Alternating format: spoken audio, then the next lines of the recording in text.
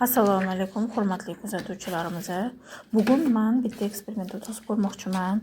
3-4 kun oldin YouTube kanallarining bittasida bitta video ko'rib qoldim. Ona o'zini farzandi chizgan rasmini krujkaga tushirib berib, o'ziga hadya qilganini ko'rdim. Men ham qilib ko'rmoqchi bo'ldim.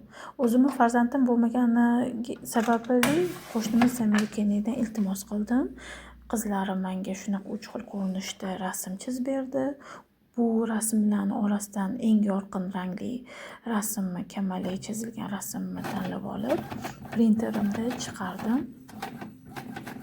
Printerdan chiqarganimdan keyin krujkamga yopishtirdim va tayyor bo'lgan krujkamni egalariga topshirdim. Bu juda ham yoqdi, yorqin rangda chiqdi.